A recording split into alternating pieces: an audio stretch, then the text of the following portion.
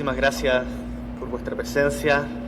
Muchas gracias, Audrey, por tus palabras. Amina, muchísimas gracias por estar aquí desde la Organización de Naciones Unidas respaldando firmemente esta iniciativa. Como presidente de Chile y como presidente del comité directivo, es un verdadero honor para mí participar en este encuentro. Hemos mantenido una excelente reunión con los miembros del comité de alto nivel y quiero agradecerles a todos por el trabajo que han realizado. Hoy reafirmamos nuestro compromiso a favor del derecho a la educación y trataremos de acelerar los esfuerzos que nos permitan alcanzar el objetivo que nos hemos fijado juntos con los Objetivos para el Desarrollo Sostenible y en particular el ODS 4, garantizar una educación inclusiva, equitativa y de calidad para todos. Estamos evidentemente hablando de un objetivo ambicioso, que duda cabe, pero al mismo tiempo es factible alcanzarlo. Y de ahí la necesidad de colaborar en todos los estados, las organizaciones internacionales, la sociedad civil, el sector privado, todos juntos. Es necesario que trabajemos en común, porque es así como podremos transformar la educación y podremos actuar con eficacia para el desarrollo común y el desarrollo de nuestras sociedades, en particular en mi país, en Chile. Hemos asumido esta tarea con gran responsabilidad. Somos conscientes de que con la UNESCO estamos en el marco de un proceso global que tiene que avanzar de manera ineluctable con unos plazos establecidos y por ello necesitamos unas líneas directoras claras para poder ir avanzando e ir intercambiando buenas prácticas. Ningún país puede enfrentar solo el desafío que supone transformar el sistema educativo.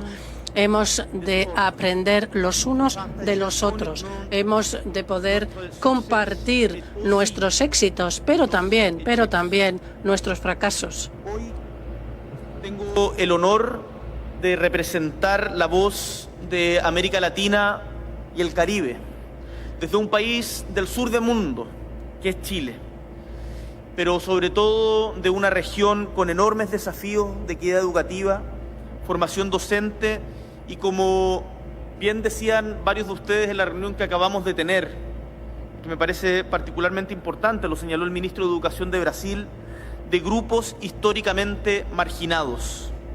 También el ministro de Yemen hacía una acotación bien importante de cómo las barreras del lenguaje estaban impidiendo el acceso a la educación superior a más de 200 millones de personas.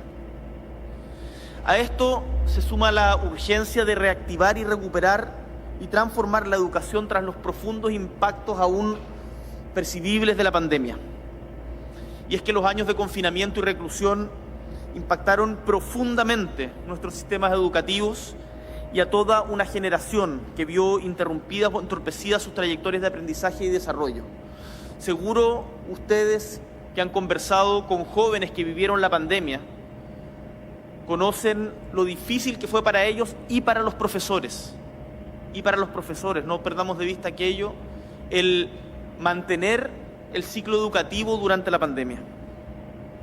Ahora son años que, por cierto, dejaron también importantes aprendizajes y nos obligan a repensar nuestros sistemas educativos, a hacerlos más resilientes y adaptables a las necesidades de niños, niñas, jóvenes y adultos en circunstancias muy diversas.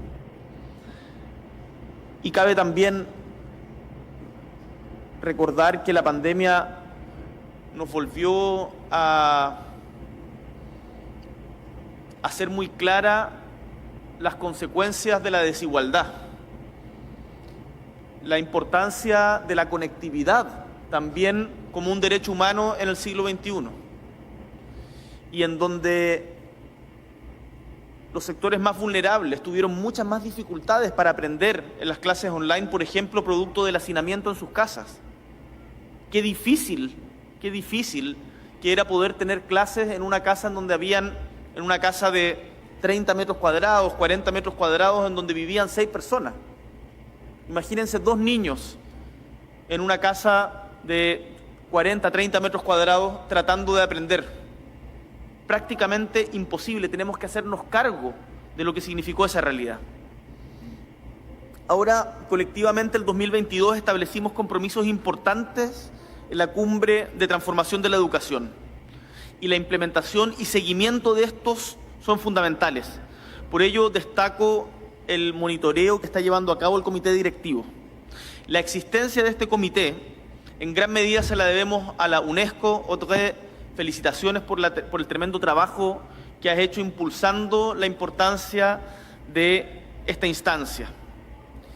Y de hecho, el ODS 4, el Objetivo de Desarrollo Sostenible 4 de Educación, es el único que tiene un mecanismo de seguimiento propio.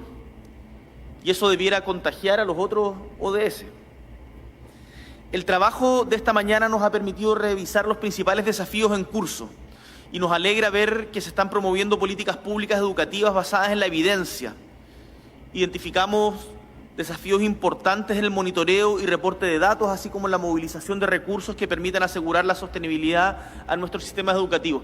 No se imaginan lo valioso que es escuchar en la misma mesa al ministro de Educación de China, con el ministro de Educación de Brasil, con el ministro de Educación de Yemen o de Arabia Saudita, junto con los principales organismos multilaterales europeos y también un representante de los jóvenes y un representante de los profesores a nivel mundial. Ahí hay una virtud y algo que no tenemos que dar por obvio. Ese diálogo multilateral sin barreras geopolíticas es tremendamente valioso en tiempos tan convulsos como los que vivimos. Este encuentro representa una oportunidad para reflexionar, reconociéndonos desde nuestra diversidad de necesidades y experiencias, para desde allí proyectar formas de colaboración para el desarrollo de las políticas educativas en cada uno de nuestros territorios. Qué interesante la experiencia de Costa de Marfil, Côte d'Ivoire, con Francia, en donde se hizo este swap de deuda por inversión en educación.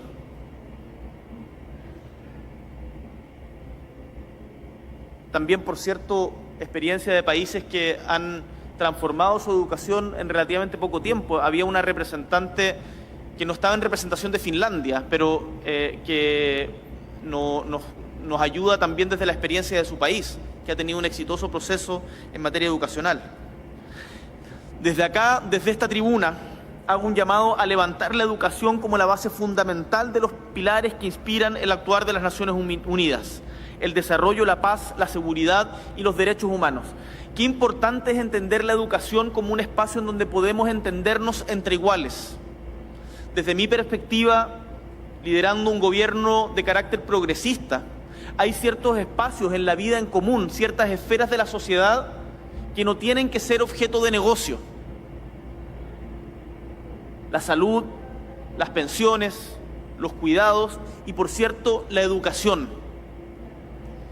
Porque la educación, la gracia de ella es que al entendernos como iguales, nos permite también romper esa suerte de tragedia griega que significa que el lugar donde naces determina el lugar donde mueres.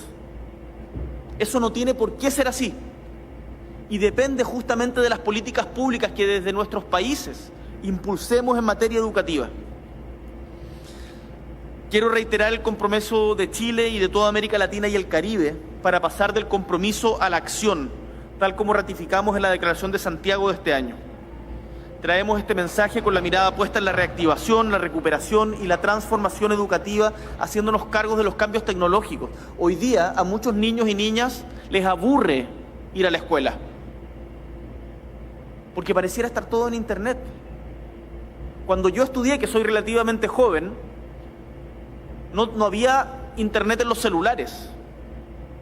Hoy día muchos tienen acceso a Internet desde el celular y que compite con el profesor, el interés. Por lo tanto, ¿cómo hacernos cargos de estos cambios tecnológicos y hacer... Un viejo profesor me decía algo que me parece muy interesante. Me decía, la tradición no consiste en usar el viejo sombrero del abuelo, sino en comprarse uno nuevo. como alguna vez hizo el abuelo. A lo que me refiero con esto es que no malentendamos la tradición. Para poder mantener nuestros valores y principios necesitamos también cambiar, y la educación es quizás el mejor ejemplo de aquello. Nuestros estados tienen que reconocer el papel crucial de la educación para el futuro sostenible de la humanidad, el planeta y el bienestar. Tenemos una responsabilidad impostergable, debemos movilizarnos y romper barreras para asegurar que cada niño, niña, joven y adulto, sea hombre o mujer, tenga acceso a una educación inclusiva, equitativa y de calidad. Con esta convicción quiero invitarles a debatir sobre la educación del futuro, a soñar y a hacer posible un mejor porvenir para las próximas generaciones. Y la educación tiene muchas dimensiones. No solamente la matemática, la historia, las ciencias, el lenguaje, es también, por ejemplo, la educación ambiental. Hoy día los niños son mucho más conscientes del riesgo que implica la crisis climática y por lo tanto van a ser actores mucho más relevantes a la hora de enfrentar esto que las generaciones pasadas, y eso también es gracias a la educación. Esta mañana los miembros del comité hemos adoptado importantes acuerdos sobre los indicadores de seguimiento de los avances nacionales en las metas del ODS 4 y en aquellas autoimpuestas por cada país en la cumbre de la transformación de la educación. Estamos conscientes de la necesidad de identificar indicadores que sean específicos para medir avances en literalidad y competencia numérica y aquellos que nos permitan distinguir estrategias para abordar brechas y desafíos en el proceso. Adoptamos también una decisión acerca del financiamiento de la educación, porque, como bien decía Amina, el financiamiento de la educación, y lo decía también el representante de Brasil a propósito de lo que señala siempre el presidente Lula, un gran liderazgo en América Latina y el mundo, que la educación no es un gasto, es una inversión. Por último, encomendamos a la UNESCO iniciar un proceso regional de consulta participativa para la confección del documento final de la General Education Meeting, que se llevará a cabo próximamente en Brasil, en Fortaleza, de modo de promover el involucramiento de los diversos actores relacionados. La educación no solo es un derecho humano fundamental, es un bien público global que habilita el ejercicio de otros derechos. La educación contribuye al logro de otros objetivos de desarrollo sostenible, como es poner fin a la pobreza, previniendo además su transmisión intergeneracional, o como para el ODS 16 destinado a garantizar la paz, la justicia e instituciones sólidas, porque cuando la educación es equitativa, inclusive de calidad, reduce desigualdades y promueve la paz y la democracia. Imagínense con los ciclos migratorios, con los fenómenos migratorios que estamos viviendo, una educación inclusiva nos permite también reconocernos como iguales y dejar de lado las diferencias de los países de origen.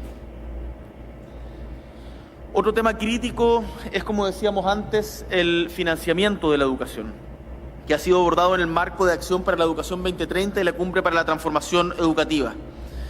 El comité estableció prioritario impulsar la movilización de fondos y mejorar la armonización, lo decía la representante del Banco Mundial, que han apoyado a más de 160 países, especialmente a los más vulnerables. Eso tenemos que seguir incentivándolo. A nivel regional, el pasado 25 y 26 de enero, Chile y la UNESCO convocaron la reunión extraordinaria de ministras y ministros de Educación de América Latina y el Caribe, en donde más de 30 delegaciones generaron un debate sobre esto. En esto fue clave el diálogo entre los ministros de Educación y Finanzas. Y ahí Jeta, de Finlandia, nos hacía una propuesta bien interesante de, tal como estamos reunidos los ministros de Educación, que los ministros de Finanzas no se reúnan solo a hablar de economía global, sino que los ministros de Finanzas se reúnan para comprometer apoyo en materia educativa. Los ministros de Educación aquí presentes saben lo difícil que a veces resulta dentro de los mismos gobiernos generar mayor inversión en educación. Tenemos que comprometer a los ministros de Finanzas y a la cultura económica de la importancia de la inversión en educación.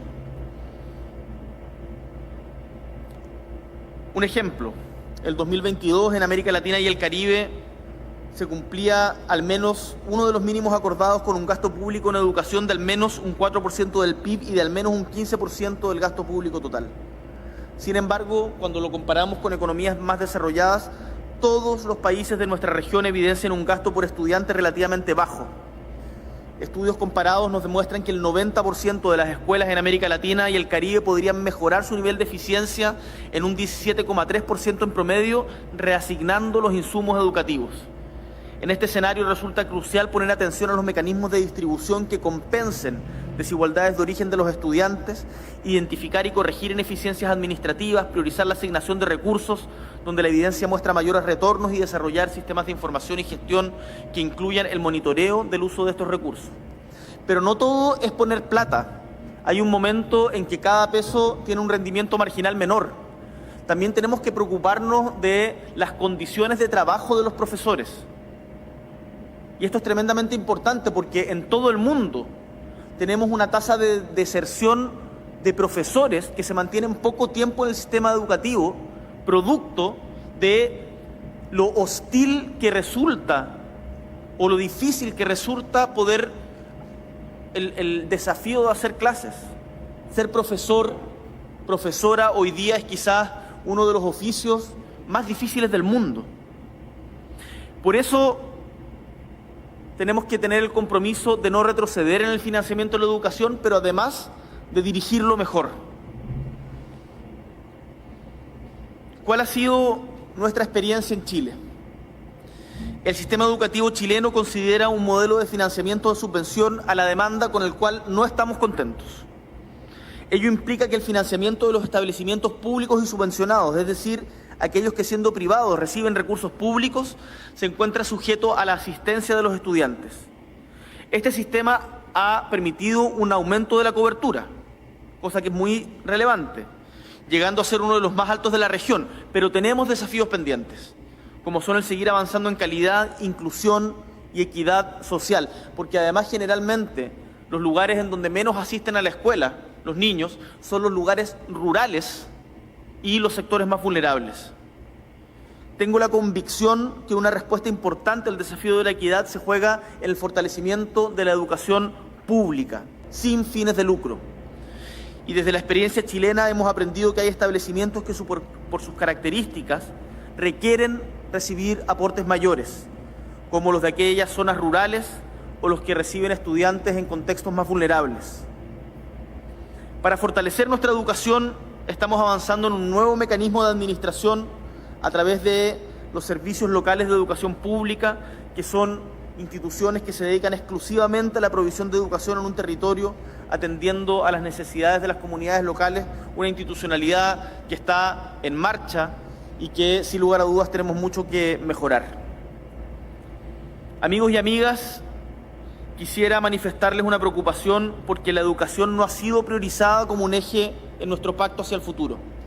Por eso aprovecho desde esta tribuna de hacer un llamado a todas las naciones y organizaciones a respaldar las acciones lideradas por la UNESCO y el Grupo de Amigos de la Educación con el fin de garantizar que ésta sea reconocida y abordada de manera integral en todos los ejes del pacto.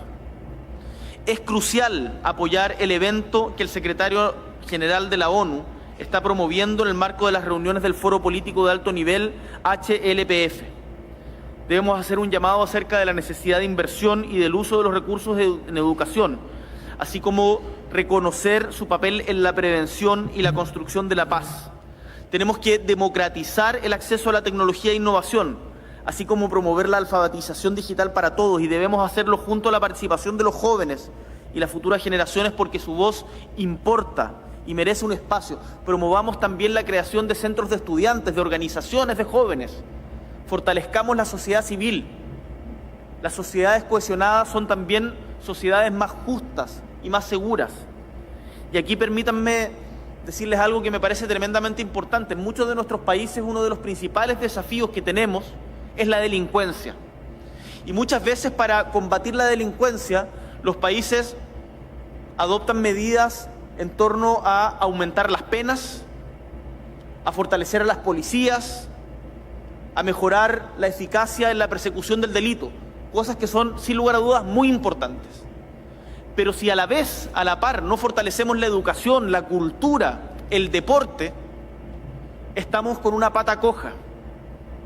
Porque la cultura, el deporte y por sobre todo la educación le quitan la posibilidad al narco, a la delincuencia, de seducir a esos jóvenes. Por lo tanto, invertir en educación es también invertir en seguridad. Para ir terminando, creo importante recalcar dos cosas que han sido acuerdos de nuestras jornadas de debate. Uno, es trascendental que velemos porque cada estudiante tenga acceso a una alimentación nutritiva durante su trayectoria educativa. Hay suficiente evidencia a nivel mundial que sostiene que una alimentación nutritiva es crítica para el proceso educativo, porque necesitamos nutrientes para desarrollarnos y aprender, y ningún niña o niño merece ni puede realmente aprender si está con hambre. Este es un imperativo que no puede esperar. Chile es miembro de la School Meals Coalition desde el año 2022, cuyas áreas de acción son justamente la alimentación escolar, la salud, la educación y la malnutrición. En 2023 firmamos un convenio con la FAO para colaborar en la creación de la Ley de Alimentación Escolar en Chile. Y nuestra experiencia nos ha enseñado que la alimentación escolar, como parte de la garantía del derecho a educación, debe desarrollarse en sinergia con otros actores como economía, salud y medio ambiente, fomentando programas de agricultura familiar campesina como proveedores de las escuelas, generando planes de educación alimentaria, certificando la calidad de los alimentos y garantizando su sostenibilidad. Insisto, con hambre, si hay hambre, no se puede estudiar. Y por lo tanto, otorgar alimento en las escuelas, desayunos, almuerzos en las escuelas, también garantiza la asistencia de los niños a las escuelas. Esta es una agenda impulsada principalmente por el Sur Global, que se vincula directamente con los Objetivos de Desarrollo Sostenibles 1, 2 y 17, por lo que quisiéramos como país, y en particular como copresidente, que este comité invite a la FAO a sumarse y colaborar estrechamente con el trabajo del ODS 4 para alcanzar prontamente un reporte del estado de avance de la alimentación escolar a nivel global que permita a los estados avanzar en la garantía de una alimentación saludable y nutritiva. Y segundo, es crucial que reconozcamos y valoricemos apropiadamente la labor de los profesores, de los docentes, que trabajemos por proporcionarles el apoyo, la formación y las condiciones de trabajo adecuadas para que puedan cumplir con su rol, desde prevenir la violencia al interior de las comunidades educativas hasta involucrarnos en la formación de los currículums. La UNESCO y la ONU han reconocido la necesidad de involucrar a los docentes en las definiciones de la política educativa, relevando su rol como actores críticos y protagonistas de los procesos educativos. Hoy los profesores cuentan con pocos espacios para impactar en el diseño e implementación de las políticas educativas y tenemos que abrir y validar esos caminos. Quiero invitar a la UNESCO y al Comité y a todos los estados presentes a que concretemos la realización de un encuentro que promueva la participación de las y los docentes en el marco de la Cumbre Social de Naciones Unidas del 2025. Es por ello que para la organización de ambas iniciativas, esta y aquella referida en avanzar en la alimentación escolar, he mandatado a mi ministro de Educación que evalúe su viabilidad y lidere su concreción. En noviembre de este año vamos a tener la reunión mundial sobre educación en Brasil, en la que nos reuniremos para delinear el escenario educativo global durante lo que queda del siglo XXI. Confío en que se constituya en un punto de inflexión en donde la confluencia de actores nos permita analizar los desafíos actuales y futuros, proponiendo soluciones que sean innovadoras, acorde con los cambios tecnológicos y epocales que estamos viviendo, para avanzar hacia un futuro en donde la educación sea el motor de desarrollo, de un desarrollo sostenible y de la paz, alcanzando no solo las metas establecidas en el ODS 4, sino trascendiendo el horizonte del 2030. Felicito y agradezco el trabajo de las y los profesionales de todas partes del mundo que impulsan una agenda multisectorial global y hacen posible este encuentro. Estamos en este espacio sembrando las semillas para cosechar un mundo más justo, donde todos y todas tengan la oportunidad de alcanzar su máximo potencial y contribuir al desarrollo global de manera significativa.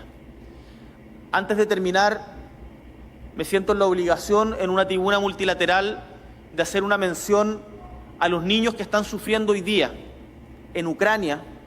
Muchos de ellos han sido privados de sus familias y trasladados forzosamente a Rusia. Y es algo que tenemos también que como comunidad internacional hacernos cargo. Y además hago un llamado por los niños de Palestina. ¿Cuántos niños en Palestina han sido asesinados producto de lo que hoy día está haciendo el ejército de Israel en Gaza? No podemos ser indiferentes ante aquello. Hagamos un llamado firme desde la educación hacia la paz por todos los niños y niñas del mundo. Muchísimas gracias.